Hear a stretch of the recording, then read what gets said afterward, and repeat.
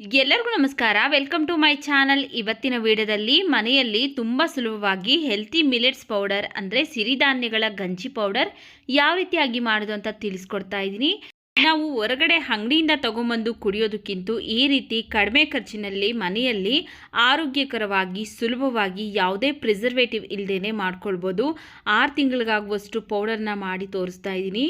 ಮಕ್ಕಳಿಂದ ಹಿಡಿದು ದೊಡ್ಡೋರ್ವರೆಗೂ ಯಾರು ಬೇಕಾದರೂ ಕುಡಿಬೋದು. ನಾನಿಲ್ಲಿ ಮೊದಲೇ ಹೇಳಿರೋ ಹಾಗೆ 6 ತಿಂಗಳಿಗಾಗುವಷ್ಟು ಪೌಡರ್ನ ಮಾಡಿ ತೋರಿಸ್ತಾ ಇದ್ದೀನಿ. ಅಂದರೆ ನಾನಿಲ್ಲಿ ನಮ್ಮನೇಲಿ ಒಂದು 5ರಿಂದ 6 ಜನ ಇದ್ದೀವಿ. ಅಷ್ಟು ಜನಕ್ಕೆ 6 ತಿಂಗಳಿಗಾಗುವಷ್ಟು ಪೌಡರ್ನ ರೆಡಿ ಮಾಡ್ಕೊಳ್ತಾ ಇದ್ದೀನಿ. ನಾನಿಲ್ಲಿ 2 kg ಮೆಜರ್ಮೆಂಟಲ್ಲಿ ತೋರಿಸ್ತಾ ಇದ್ದೀನಿ. ಅದರಿಂದ ರಾಗಿ 2 kg ತೊಗೊಂಡಿದ್ದೀನಿ. ಫಸ್ಟು ಸ್ಟವ್ ಆನ್ ಮಾಡಿ ಬಾಣಲಿ ಬಿಸಿಗಿಟ್ಟು ಅದಕ್ಕೆ ನಾನು ಚೆನ್ನಾಗಿ ತೊಳೆದು ಒಣಗಿಸಿಟ್ಟಿರುವಂತಹ 2 kg ರಾಗಿನ ಹಾಕ್ಕೊಂಡು ಹುರ್ಕೊಳ್ತಾ ಇದ್ದೀನಿ. ನಾನಿಲ್ಲಿ ಒಂದೇ ಸರಿ 2 kgನೂ ಹಾಕ್ಕೊಂಡಿಲ್ಲ, ಸ್ವಲ್ಪನೇ ರಾಗಿನ ಹಾಕ್ಕೊಂಡು ಸ್ಟವ್ನ ಮೀಡಿಯಂ ಫ್ಲೇಮಲ್ಲಿ ಇಟ್ಕೊಂಡು ನೋಡಿ ಈ ರೀತಿಯಾಗಿ ಒಳ್ಳೆ ಘಮ ಬರುತ್ತೆ. ಹಾಗೆಯೇ ಸ್ವಲ್ಪ ಕಲರ್ ಸಹ ಚೇಂಜ್ ಆಗಿದೆ. ಅಲ್ಲಿವರೆಗೂ ಫ್ರೈ ಮಾಡಿ ಒಂದು ಪಾತ್ರೆಗೆ ತೆಗೆದಿಟ್ಕೊಳ್ತಾ ಇದ್ದೀನಿ. ಮತ್ತು ಬಾಣಲಿನ ಬಿಸಿಗೆ ಇಟ್ಟು ನಾನಿಲ್ಲಿ 1 kg ಬಿಳಿ ಜೋಳ, ಅಂದರೆ ನಾವು ಜೋಳದ ರೊಟ್ಟಿಗೆಲ್ಲ ಬಳಸ್ತೀವಲ್ಲ ಅದೇ ಬಿಳಿ ಜೋಳನ 1 kg ತೊಗೊಂಡಿದ್ದೀನಿ. ಸ್ವಲ್ಪನೇ ಹಾಕ್ಕೊಳ್ತಾ ನಾವು ಈ ರೀತಿಯಾಗಿ ಎಲ್ಲ ಜೋಳನೂ ಸಹ ಚೆನ್ನಾಗಿ ಫ್ರೈ ಆಗಬೇಕು. ಆ ರೀತಿಯಾಗಿ ಸ್ಟವ್ನ ಮೀಡಿಯಂ ಫ್ಲೇಮಲ್ಲಿ ಇಟ್ಕೊಂಡು ಹುರಿದು ತೆಗಿತಾ ಇದ್ದೀನಿ. ಆನಂತರ ಅದೇ ಬಾಣಲಿಗೆ 1 kg ಕೆಂಪು ಅಕ್ಕಿನೂ ಸಹ ನಾವು ಸ್ಟವ್ನ ಮೀಡಿಯಂ ಫ್ಲೇಮಲ್ಲಿ ಇಟ್ಕೊಂಡು ಚೆನ್ನಾಗಿ ಹುರ್ಕೊಳ್ಬೇಕು. ನೋಡಿ ಈ ರೀತಿಯಾಗಿ ಪ್ರತಿಯೊಂದನ್ನು ಸಹ ಎಲ್ಲೂ ಹಸಿದಾಗಿರಬಾರ್ದು, ಎಲ್ಲ ನೀಟಾಗಿ ಫ್ರೈ ಆಗಬೇಕು. ಆ ರೀತಿ ಫ್ರೈ ಮಾಡ್ಕೊಳ್ಬೇಕು. ಅಕ್ಕಿ ಫ್ರೈ ಮಾಡ್ಕೊಂಡಾದಮೇಲೆ ಇಲ್ಲಿ ನಾನು 1 kg ಕೆಂಪು ಜೋಳ, ಇಲ್ಲಿ ಬಿಳಿ ಜೋಳ ಬರುತ್ತಲ್ಲ ಅದೇ ರೀತಿಯಾಗಿ ಕೆಂಪು ಜೋಳನೂ ಸಹ ಸಿಗುತ್ತೆ. ಅದನ್ನು ಸಹ ಸ್ಟವ್ನ ಮೀಡಿಯಂ ಫ್ಲೇಮಲ್ಲಿ ಇಟ್ಕೊಂಡು ಚೆನ್ನಾಗಿ ಫ್ರೈ ಮಾಡ್ಕೊಳ್ಬೇಕು. ಆನಂತರ ಇಲ್ಲಿ ನಾನು ಅರ್ಧ kg ಹೆಸರು ಕಾಳನ್ನು ಅಷ್ಟೇ ಪ್ರತಿಯೊಂದನ್ನು ನಾವು ನೀಟಾಗಿ ಸ್ಟವ್ನ ಮೀಡಿಯಂ ಫ್ಲೇಮಲ್ಲಿ ಇಟ್ಕೊಂಡು ಒಳ್ಳೆ ಘಮ ಬರೋವರೆಗೂ ಫ್ರೈ ಮಾಡ್ಕೊಳ್ಬೇಕು. ಹೆಸರು ಕಾಳು ಹುರ್ಕೊಂಡಾದಮೇಲೆ ಅರ್ಧ kg ಸೋಯಾ ಕಾಳು, ಪ್ರತಿಯೊಂದು ಕಾಳನ್ನು ಅಷ್ಟೇ ನಾವು ಎಲ್ಲೂ ಹಸಿದಾಗಿ ಇರಬಾರ್ದು, ಅಂದರೆ ಕಾಳು ಎಲ್ಲೂ ಹಸಿ ಕಾಳು ಇರಬಾರ್ದು. ಸ್ಟವ್ನ ಮೀಡಿಯಂ ಫ್ಲೇಮಲ್ಲಿ ಇಟ್ಕೊಂಡು ಪ್ರತಿಯೊಂದು ಕಾಳು ಸಹ ಫ್ರೈ ಆಗೋ ಥರ ಫ್ರೈ ಮಾಡ್ಕೊಳ್ಬೇಕು. ನೋಡಿ ಈ ರೀತಿಯಾಗಿ ಸೋಯಾ ಕಾಳು ಫ್ರೈ ಮಾಡ್ಕೊಂಡಾದಮೇಲೆ ಇದಕ್ಕೆ ನಾನು 1 kg ಗೋಧಿ, ನಾನಿಲ್ಲಿ 2 kg ರಾಗಿಗೆ 1 kg ಗೋಧಿ ಹಾಗೆಯೇ 1 kg ಜೋಳನ ತಗೊಂಡಿದ್ದೀನಿ. ಗೋಧಿನೂ ಅಷ್ಟೇ ಚೆನ್ನಾಗಿ ನೀಟಾಗಿ ವಾಶ್ ಮಾಡಿ ನಂತರ ಚೆನ್ನಾಗಿ ಒಣಗಿಸಿ ತಗೊಂಡಿದ್ದೀನಿ. ಪ್ರತಿಯೊಂದನ್ನು ಅಷ್ಟೇ ನಾವಿಲ್ಲಿ ಚೆನ್ನಾಗಿ ಹುರ್ಕೊಳ್ಬೇಕಾಗುತ್ತೆ. ಗೋಧಿ ಹುರ್ಕೊಂಡಾದಮೇಲೆ ಮುಸ್ಕಿನ ಜೋಳ 1 kg ತೊಗೊಂಡಿದ್ದೀನಿ. ಸ್ವೀಟ್ ಕಾರ್ನ್ ಅಂತಾರಲ್ಲ ಅದು ಚೆನ್ನಾಗಿ ಒಣಗಿರುವಂತಹ ಸ್ವೀಟ್ ಕಾರ್ನ್ ಇದು. ನೋಡಿ ಈ ರೀತಿಯಾಗಿ ಜೋಳನೂ ಸಹ ಹುರ್ಕೊಂಡಾದಮೇಲೆ ಅರ್ಧ kg ಹುರುಳಿಕಾಳು. ನಾನು ಏನು ಕೇಳ್ತಾ ಇದ್ದೀನಿ ಅಂದರೆ ಚೆನ್ನಾಗಿ ಹುರ್ಕೊಳ್ಬೇಕು, ಅಂದರೆ ಎಲ್ಲೂ ಸಹ ಹಸಿದಾಗಿರುವಂಥ ಕಾಳು ಇರಬಾರ್ದು. ಹಸಿ ಕಾಳು ಏನಾದರೂ ಮಿಕ್ಸ್ ಆಗಿದ್ದರೆ ಬೇಗ ಹುಳ ಬಿದ್ದುಬಿಡುತ್ತೆ. ಅದರಿಂದ ಪ್ರತಿಯೊಂದು ಕಾಳನ್ನು ಸಹ ಚೆನ್ನಾಗಿ ಹದವಾಗಿ ಹುರ್ಕೊಳ್ಬೇಕು. ನೋಡಿ ಇಲ್ಲಿ ಹುರುಳಿಕಾಳು ಹುರ್ಕೊಂಡಾದಮೇಲೆ ನವಣೆ 1/4 kg ತೊಗೊಂಡು ಹುರ್ಕೊಳ್ತಾ ಇದ್ದೀನಿ.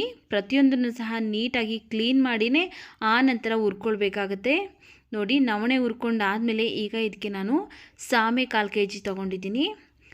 ಎಲ್ಲವನ್ನು ಸಹ ನಾವು ಸ್ಟವ್ನ ಲೋ ಟು ಮೀಡಿಯಂ ಫ್ಲೇಮಲ್ಲಿ ಇಟ್ಕೊಂಡು ಕೈ ಬಿಡದೇ ಇರೋ ಥರ ಚೆನ್ನಾಗಿ ಹುರ್ಕೊಳ್ಬೇಕು. ನೋಡಿ ಸಾಮೆ ಹುರ್ಕೊಂಡಾದಮೇಲೆ ಈಗ ಇದಕ್ಕೆ ನಾನು ಅದನ್ನು ಸಹ 1/4 kg ತೊಗೊಂಡಿದ್ದೀನಿ.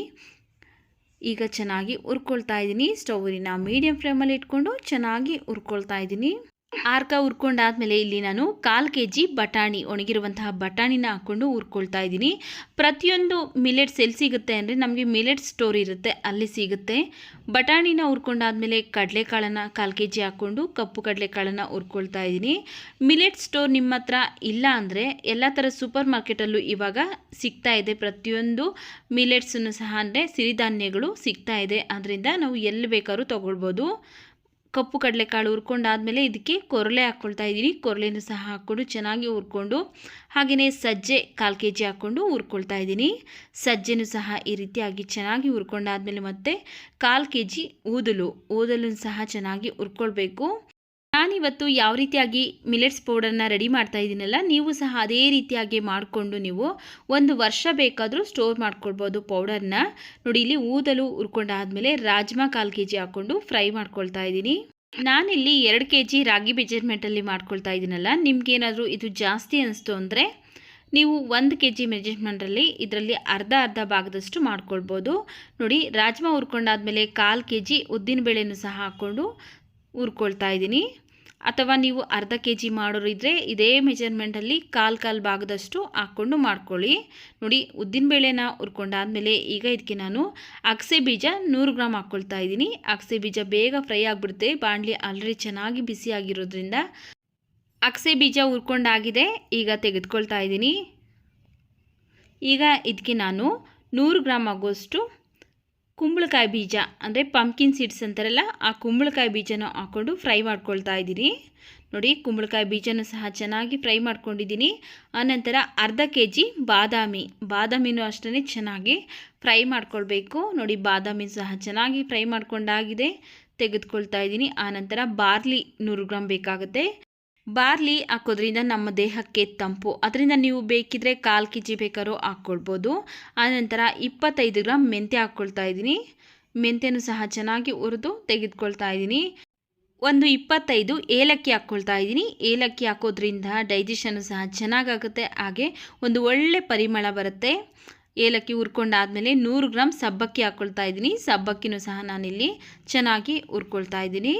ಸಬ್ಬಕ್ಕಿ ಹುರ್ಕೊಂಡಾದಮೇಲೆ ಈಗ 100 ಗ್ರಾಮ್ ವಾಲ್ನಟ್ ಹಾಕ್ಕೊಂಡು ಹುರ್ಕೊಳ್ತಾ ಇದ್ದೀನಿ. ವಾಲ್ನಟ್ಟು ಸಹ ಚೆನ್ನಾಗಿ ಹುರ್ಕೊಂಡಿದ್ದೀನಿ. ನೋಡಿ, ಇಲ್ಲಿ ಪ್ರತಿಯೊಂದನ್ನು ಸಹ ಹುರಿದ್ಬಿಟ್ಟು ಒಂದು ಬಟ್ಲಿಗೆ ಸೇರಿಸಿ ಇಟ್ಟಿದ್ದೀನಿ. ಎಲ್ಲ ಚೆನ್ನಾಗಿ ಮಿಕ್ಸ್ ಮಾಡ್ಕೊಂಡಿದ್ದೀನಿ, ಹಾಗೆ ಬಿಸಿನೂ ಸಹ ತಣ್ಣಗಾಗಿದೆ. ಈಗ ಇದಕ್ಕೆ ನಾನು ಒಂದು 3 ಟೇಬಲ್ ಸ್ಪೂನ್ ಆಗೋಷ್ಟು ಕಲ್ಲುಪ್ಪು ಹಾಕ್ಕೊಳ್ತಾ ಇದ್ದೀನಿ ಲಾಸ್ಟಲ್ಲಿ. ನಾವಿಲ್ಲಿ ಪೌಡರ್ನ ತುಂಬ ದಿನ ಸ್ಟೋರ್ ಮಾಡಿ ಇಟ್ಕೊಳ್ಳೋದ್ರಿಂದ ಕಲ್ಲುಪ್ಪು ಹಾಕಿದ್ರೆ ಹುಳ ಬೀಳಲ್ಲ, ಅದರಿಂದ ನಾನಿಲ್ಲಿ ಕಲ್ಲುಪ್ಪನ್ನು ಸೇರಿಸಿದ್ದೀನಿ. ಈಗ ಇವಿಷ್ಟನ್ನು ಫ್ಲೋರ್ ಮಿಲ್ಲಲ್ಲಿ ಕೊಟ್ಟು ಪೌಡ್ರ್ ಮಾಡಿಸ್ಕೊಂಬಂದಿದ್ದೀನಿ. ನೋಡಿ, ಈ ರೀತಿಯಾಗಿ ಪೌಡ್ರ್ ಮಾಡಿಸ್ಕೊಂಡಿದ್ದೀನಿ. ನಾನಿಲ್ಲಿ ಜಾಸ್ತಿ ಕ್ವಾಂಟಿಟಿಯಲ್ಲಿ ಮಾಡೋದ್ರಿಂದ ಮಿಕ್ಸಿಯಲ್ಲಿ ಪೌಡ್ರ್ ಮಾಡ್ಕೊಳ್ಳೋದಕ್ಕಾಗೋದಿಲ್ಲ, ಅದರಿಂದ ಫ್ಲೋರ್ ಮಿಲ್ಲಲ್ಲೇ ಕೊಟ್ಟು ಪೌಡ್ರ್ ಮಾಡಿಸ್ಕೊಂಬಂದಿದ್ದೀನಿ. ನೋಡಿ, ಇಲ್ಲಿ 1-2 ಸ್ಪೂನ್ ಆಗೋಷ್ಟು ಹಿಟ್ಟನ್ನು ಹಾಕ್ಕೊಂಡು ನಾವು 1 ಗ್ಲಾಸ್ ಗಂಜಿನ ಮಾಡ್ಕೊಳ್ಬೋದು. ಗಂಜಿ ಏನಾದರೂ ಬೇಕು ಅಂದರೆ ಕಮೆಂಟ್ ಮಾಡಿ, ನಾಳೆ ನಾನು ಗಂಜಿ ಮಾಡೋ ವಿಡಿಯೋನ ಅಪ್ಲೋಡ್ ಮಾಡ್ತೀನಿ. ಇದನ್ನು ಜರಡಿ ಹಿಡಿದ್ಬಿಟ್ಟು ಒಂದು ಸ್ಟೀಲ್ ಬಾಕ್ಸಲ್ಲಿ, ಒಂದು ಸ್ವಲ್ಪನೂ ತೇವಾಂಶ ಇಲ್ಲದಿರುವಂತಹ ಸ್ಟೀಲ್ ಬಾಕ್ಸಲ್ಲಿ ಸ್ಟೋರ್ ಮಾಡ್ಕೊಳ್ಬೋದು. ಒಂದು 6 ತಿಂಗಳೆಲ್ಲ ವರ್ಷ ಬೇಕಾದರೂ ಸ್ಟೋರ್ ಮಾಡಿಕೊಂಡು ಗಂಜಿ ಮಾಡ್ಕೊಂಡು ಕುಡಿಬೋದು. ನೋಡಿದ್ರಲ್ಲ, ಯಾವ ರೀತಿಯಾಗಿ ಮನೆಯಲ್ಲೇ ಯಾವುದೇ ಪ್ರಿಸರ್ವೇಟಿವ್ ಇಲ್ಲದೇ ತುಂಬ ಸುಲಭವಾಗಿ ಸಿರಿಧಾನ್ಯಗಳ ಗಂಜಿ ಪೌಡರ್ 1 ವರ್ಷಕ್ಕೆ ಅಥವಾ 6 ತಿಂಗಳಿಗಾಗುವಷ್ಟು ಮಾಡೋದು ಅಂತ. ವಿಡಿಯೋ ಇಷ್ಟ ಆಗಿದರೆ ವಿಡಿಯೋಗೊಂದು ಲೈಕ್ ಮಾಡಿ. ಈ ವಿಡಿಯೋ ನಿಮಗೆ ಯೂಸ್ಫುಲ್ ಅನಿಸಿದ್ರೆ ನಿಮ್ಮ ಫ್ಯಾಮಿಲಿ ಫ್ರೆಂಡ್ಸ್ಗೆ ಶೇರ್ ಮಾಡಿ. ನಮ್ಮ ಚಾನಲ್ಗೆ ನೀವಿನ್ನೂ ಸಬ್ಸ್ಕ್ರೈಬ್ ಮಾಡ್ಕೊಳ್ದೆ ನೋಡ್ತಾ ಇದ್ದರೆ ಪ್ಲೀಸ್ ನಮ್ಮ ಚಾನಲ್ಗೆ ಸಬ್ಸ್ಕ್ರೈಬ್ ಮಾಡ್ಕೊಂಡು ಸಪೋರ್ಟ್ ಮಾಡಿ ಸ್ನೇಹಿತರೆ.